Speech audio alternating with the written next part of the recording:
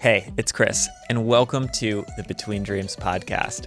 Doing something a little bit different for this episode. In the past 80 whatever episodes, they've primarily been me chatting with guests, interviewing guests, hearing their stories. There's been a few solo podcast episodes, but they weren't very structured. They were just kind of thoughts that I had in that moment.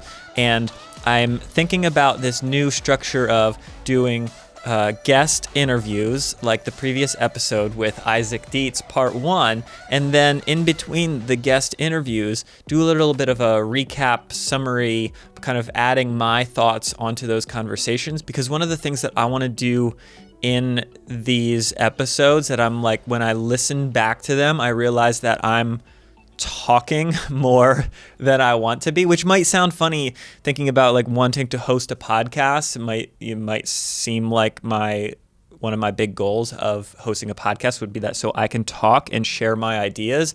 And while that's true, I don't think it's primarily the best use of our time as me, my guest, and you as the audience for me to be adding so much of my own thoughts and stories to the conversation, obviously driving the story, but I want to allow more time for my guests to talk and not fill so much of the time with me talking about stories that, quite frankly, we've probably already talked about. So my focus is to give the guests even more of a platform and allow more time for me to ask more questions and allow them to tell more stories. For me to do that, I think the best thing would be for me to have some solo episodes for me to reflect and add more of my stories. So we released part 1 with Isaac Deitz, and this episode will be just me sitting here, and I have some notes after I listened through a few times, and I want to recap and touch on some of those, and we'll see where it goes of me adding some of my own thoughts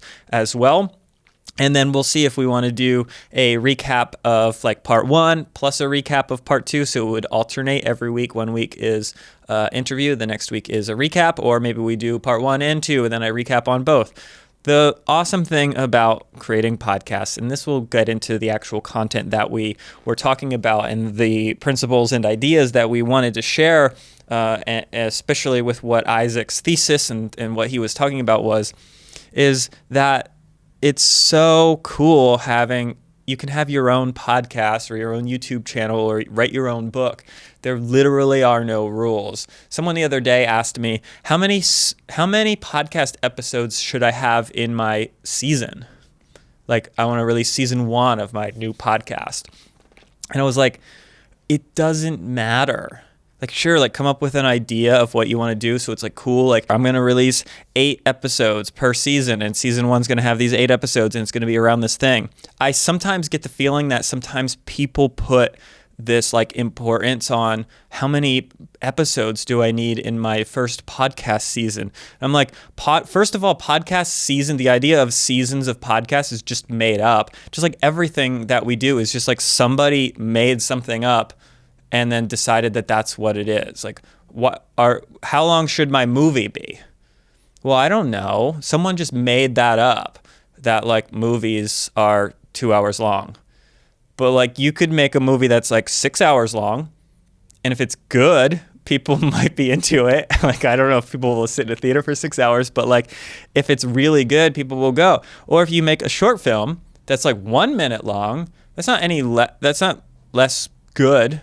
It's not any better or worse. It's different, and you got to make up those rules now. And now that we don't live in a world where you need to sell a movie necessarily to a movie studio for them to release it in a theater, and so that people buy $12 tickets or $17 tickets if you live in LA. And so they're just all made up. So it's like, do whatever you want. If you're going to release podcast episodes on Spotify and YouTube or wherever, you can do whatever you want. And that's what I loved about a lot of the stuff with what Isaac was talking about, and what we kind of chatted about was you can do whatever you want and you can try things. And like absolute worst case is, he brought this up towards the end of the episode, absolute worst case is you don't have to show anyone. You can try things. I can't even imagine how many things I've shot, edited, and just not posted because it's like, this isn't right. Or think about, and he brought up the idea of juggling. Like, you're not going to be good at juggling when you start juggling. It's impossible. Like, you just can't be good at juggling when you start juggling because it's hard. It takes a lot of practice.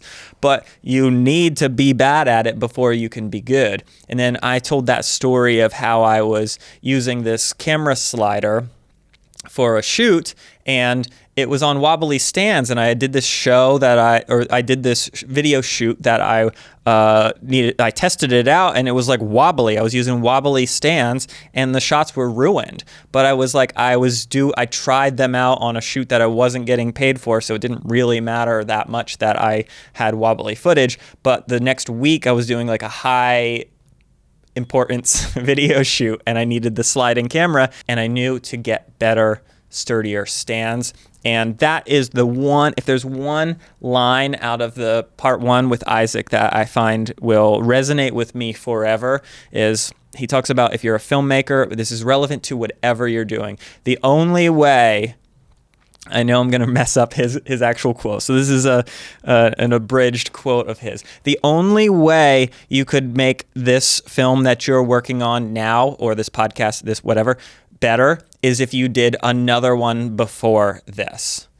The only way you could be better at what you're doing right now is if you had just done another one in the past. Because every single time you pick up a camera or pick up a microphone or pick up juggling clubs or pick up a pen to write, you're going to learn something that you're going to use in the next one. So somebody this week sent me a message, because it's like the beginning of the year. People's resolutions are still kind of brewing. Somebody this week sent me a message and said, "Hey, Chris, like you do videos. I'm trying to launch my YouTube channel. I want to do a lot more with social media this year, but I don't know. I'm not good at making videos. Like I don't know what to do. I need a lot of help. Like, can you give me some advice or feedback?" And that was a funny thing that they used the word feedback. And I was like, absolutely. Like, advice, start making videos. Feedback, that's a great question. So like, if you want to ask somebody for help with something, advice is like, yeah, go do it. Go do it and figure it out. Feedback is a much better thing to ask for, because it shows people that you tried something, you went out and actually put a little bit of work and effort in, and now you would like their thoughts because you value their thoughts. Now, you can't just ask anyone for feedback. Like, they might say no, if they're busy, and like if you're not giving them any value, they might just be like, I don't know, I don't want to give you feedback because I'm busy. But I was perfectly willing to give this person feedback. And so I said, yeah, cool. I don't know, I can't give you advice because I don't know where you are. Like, I could tell you that you need better lighting, but without me seeing your videos, maybe you don't need better lighting. Or I could tell you that like you should buy a better microphone because your audio sucks. But I don't know if her audio sucked because I hadn't seen anything. So I said, absolutely, I'll give you advice or feedback. Can you send me a link to some of the stuff that you've been working on so I can just get a vibe of what you're doing and what I think would be a good way to improve this year? And she said, oh, I haven't started yet. I haven't started yet. Well, you can't ask me for feedback if you haven't started yet. What do you... Like, okay, so like, I mean, where do I start? I mean, you can go to film, if you just want to learn things about film, you can go to film school, or you can watch YouTube, or you can start making videos and learn. Like, you're going to know how to make it better. You're going to film it and you're like, oh, this audio sucks. I better get a better microphone or put the microphone closer, whatever. Or like, oh, this lighting sucks. Let me try something different. Maybe there was a bright window behind me. Maybe I'll put that on the side of me so the lighting looks better. And it was just such a, I can't even say it was eye-opening because I've been getting it my whole life. People saying, oh, you're doing this thing. How did you do that? Or can you help me do that? No. I'll obviously help give people advice, feedback, but there's nothing I can do if you aren't willing to get started and make ideas happen. And sure, ask for feedback, but don't ask for feedback if you haven't done anything yet, because that's impossible. So that, and relating back to what Isaac was saying, The only way this current film that you're working on could be any better is if you had made one before it. Think about that in everything you're doing. Yeah, you're going to hit frustrations. You're going to mess up a shot and you're going to be like, darn it, I messed up that shot. But the best part about that is you are never going to mess up that shot again, because you're going to be thinking about it. You're going to be aware that you need sturdier stands on the camera slider. So I'm never going to have wobbly footage on the camera slider anymore because I messed up once and I learned my lesson. But I wouldn't have messed up if I didn't say yes to that free shoot, and I would have messed up a high-paying one, and then I would have been screwed. He talked a little bit about an abundance mindset, and we were lacking the term for it.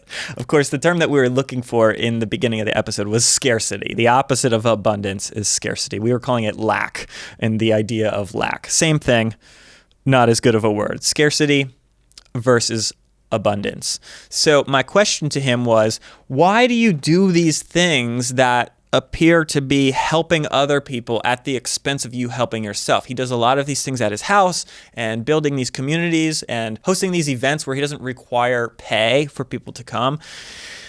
And his answer was quite interesting, and it relates back to the abundance mindset. So people that are thinking in scarcity mindset will think, well, I have to hold on to these things for myself. I need to hoard these ideas. I need to hoard this knowledge that I've gained, because if I give it to someone else, that means they will be able to do what I can do.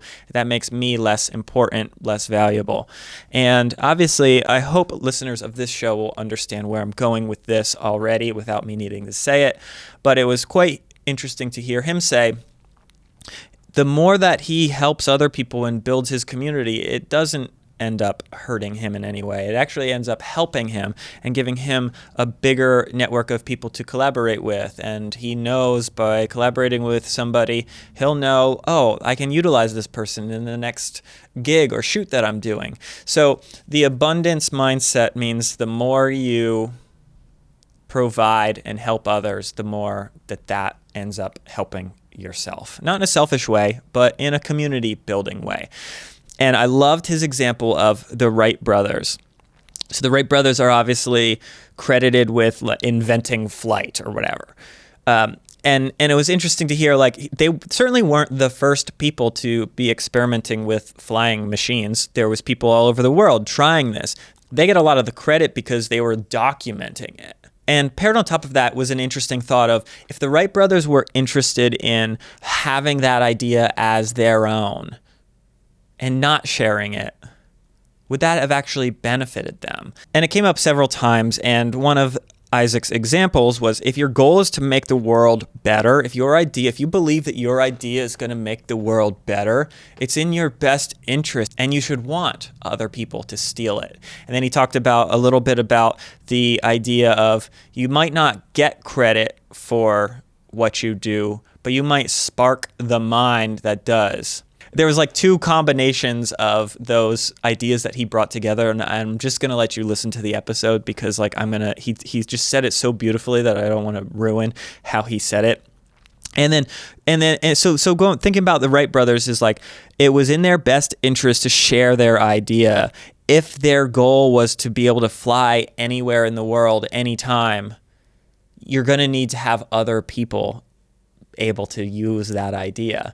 If your idea is to only be able to fly yourself to one city and then back again, yeah, maybe that's worth you hoarding that idea, but it'll never improve exponentially in your own brain. It's like, and he talked about science. In the science community, it's understood that you publish your results and you publish your work so that other people can try to replicate those experiments that you did, and maybe they can't replicate them, and in trying their new thesis, they come up with a new idea, a new medicine, a new technology that's going to make the world better, that maybe initially, if I was the initial scientist, I wasn't thinking about that use for that medicine or that technology. But now somebody else was sparked by that idea. They can twist and turn on that and come up with something that might actually be even better or a different result. So in the science community, it's well understood that that's the best thing to do, is publish your results. Somebody's going to come along. They might prove you wrong, and that your thing wasn't actually the best or right or didn't work as well as it should have, but that's the best thing that can happen. Hey, your idea was cool. It's not completely right and doesn't completely work really well, but built on that, I have an idea that's going to make it a little bit better. Like electricity, cell phones, computers. The first person to make those, it was in the world's best interest for them to share those ideas so that other people could make them better. If the world just got erased right now and people had to just invent cell phones and computers and technology and electricity. I know we didn't invent electricity. Harness electricity to be able to be used how we want it to be used. Cameras, like I know a decent amount about cameras and audio and lights. But if somebody was like, hey, the world just got wiped out, you need to invent a camera that you can broadcast your message. I'll be like, okay, well, I don't know how to do that. Just the rest of my life, if I dedicated the rest of my life to inventing a camera after the cameras that I have got wiped out, I would probably never be able to invent a camera because I don't understand it. I'm relying on other people throughout history that knew how to tell stories. They passed down stories. Eventually, we built technology that was able to capture those stories. Started out with a stick carving characters into a cave wall, and then it became a thing where now we can capture those through photos, through videos, through audio, make it look cool.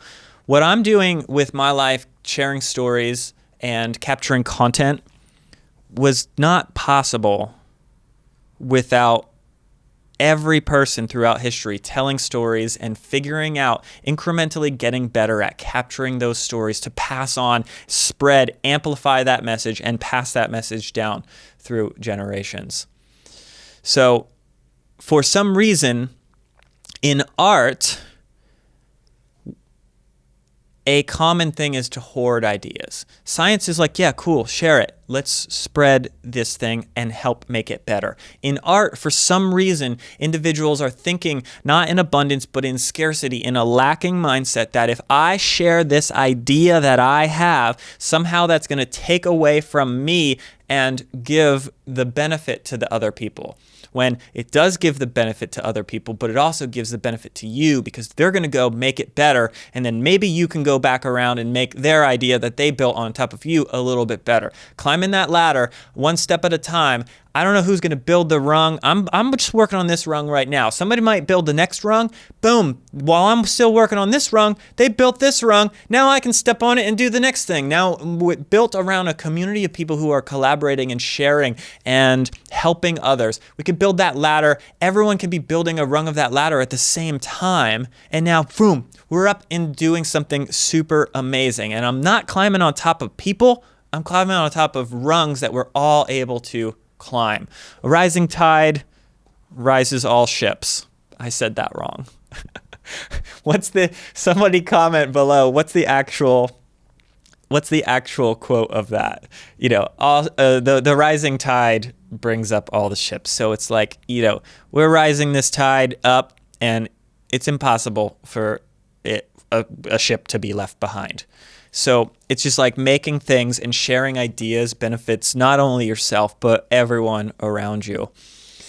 Then we went into some of the ideas of how fascinated I just constantly am of how Isaac celebrates others' goals.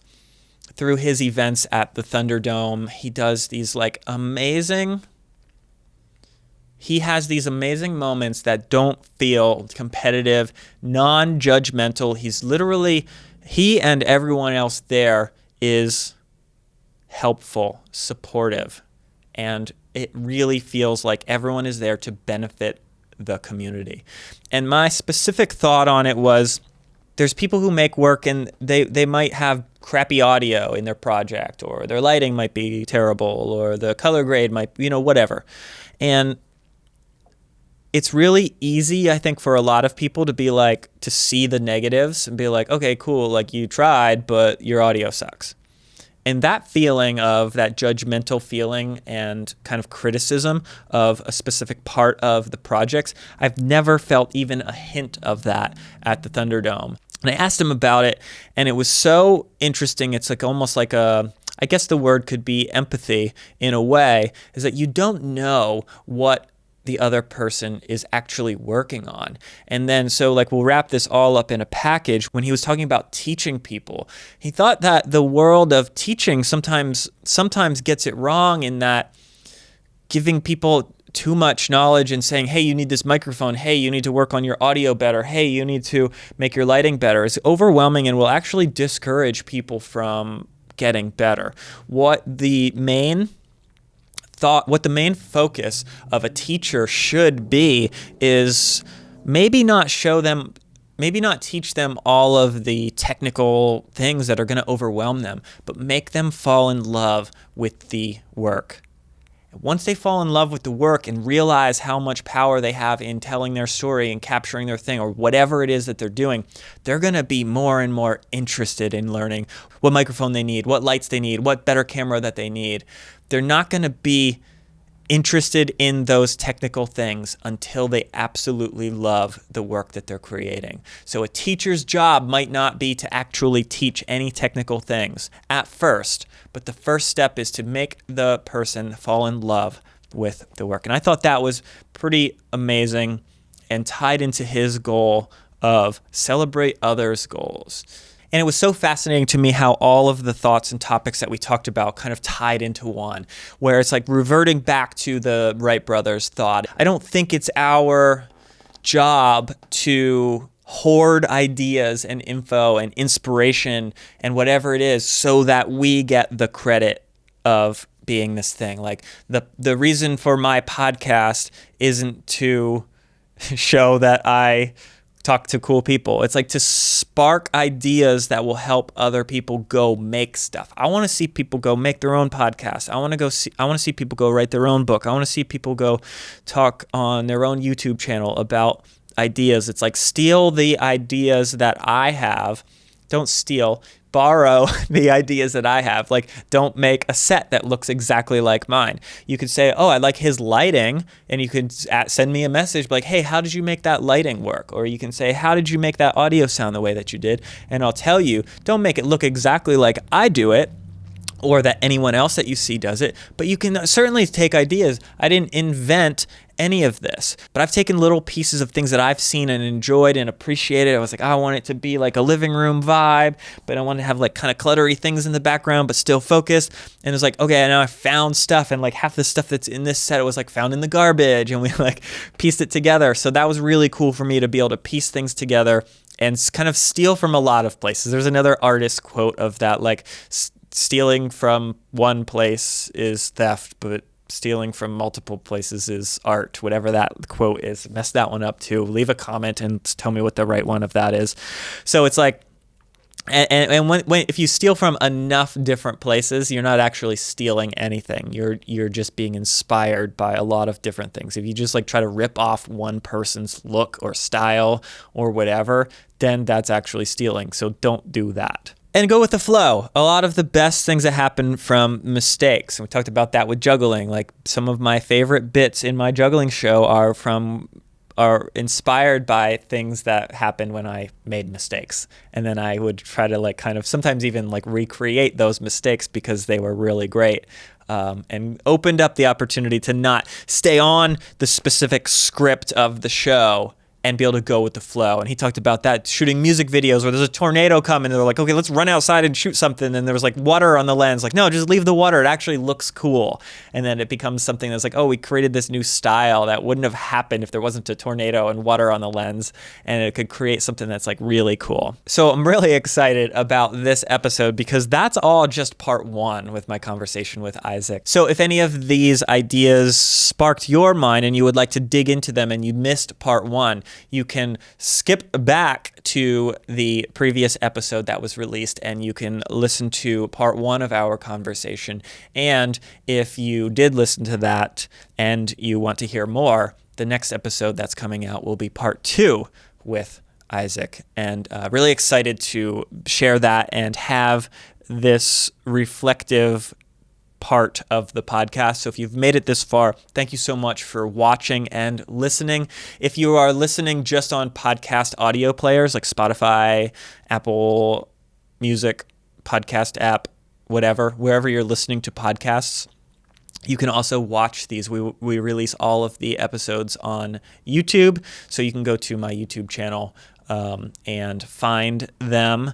And we are also launching the Between Dreams Academy, which is going to be a really cool place for you to learn how to do things. So again, it's up to you to get started and start making stuff and start falling in love with it. But there are some times when the technical aspects of things, you might get confused. You might not know how to switch your camera over into manual mode.